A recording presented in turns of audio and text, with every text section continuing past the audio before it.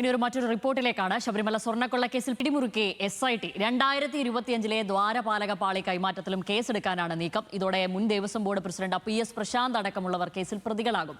Case അന്വേഷണവുമായി പൂർണ്ണമായി സഹകരിക്കുമെന്ന് Thiruvithamkoor Devaswom board president K ജയകുമാറും പറഞ്ഞു.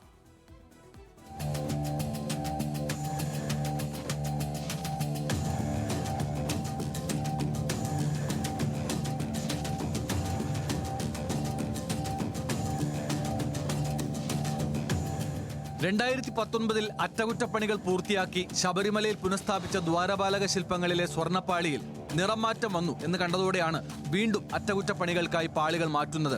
എന്നാൽ ഇക്കാര്യത്തിൽ അന്നത്തെ ഭരണസമിതി ചട്ടപ്പടി പ്രകാരമുള്ള നടപടിക്രമങ്ങൾ പാലിച്ചില്ലെന്നാണ് SITയുടെ കണ്ടെത്തൽ. 2023 ഹൈക്കോടതി ഉത്തരവ് പ്രകാരം ശബരിമലയിലെ ഉരുപ്പടികൾ പുറത്തേക്ക് കൊണ്ടുപോയി അറ്റകുറ്റപ്പണികൾ നടത്തണമെങ്കിൽ ദേവസ്വം കമ്മീഷണറുടെ അനുവാദം ആവശ്യമാണ്.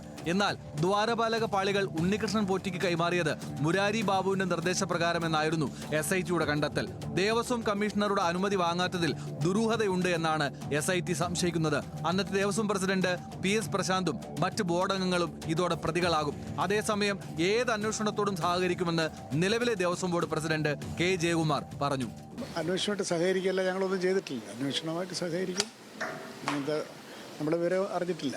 പരമ്പരാഗതമായിട്ട് അവിടെ ചെയ്തുകൊണ്ടിരിക്കുന്ന ഒരു ചില രീതികളുണ്ട്. ആ രീതികൾ മാറണം. ആ രീതികളാണ് പലപ്പോഴും വേണ്ടാത്ത വാർത്തകൾ വരുന്നത്, അഴിമതിക്ക് ഇടം കൊടുക്കുന്നത്. വലിയൊരു ഡിജിറ്റൈസേഷൻ പ്രോഗ്രാമിന് ഞങ്ങൾ ആരംഭിച്ചിട്ടുണ്ട്. ദർ ഈസ് നോ ഓൾട്ടർനേറ്റീവ് എന്നുള്ള നിലയ്ക്ക് അത്ര കർക്കശമായിട്ട് ചെയ്തെങ്കിൽ മാത്രമേ ശബരിമലയിൽ ഒരു സുതാര്യത കൊണ്ടുവരാൻ സാധിക്കൂ. PS പ്രശാന്തിന് പുറമെ ബോർഡ് അംഗങ്ങളായ അജികുമാർ, സന്തോഷ് എന്നിവരും പ്രതികളാകും എന്നാണ് സൂചന.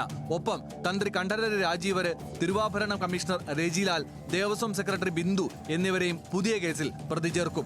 ഈ മാസം 29 മുൻപായി കേസെടുത്ത് റിപ്പോർട്ട് സമർപ്പിക്കാനാണ് SITയുടെ നീക്കം.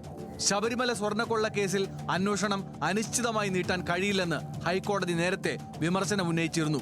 പുതിയ കേസ് കൂടി രജിസ്റ്റർ ചെയ്യുന്നതോടെ അന്വേഷണത്തിനായി കൂടുതൽ സമയം ആവശ്യപ്പെടാനാണ് SITയുടെ നീക്കം. ന്യൂസ് മലയാളം, തിരുവനന്തപുരം.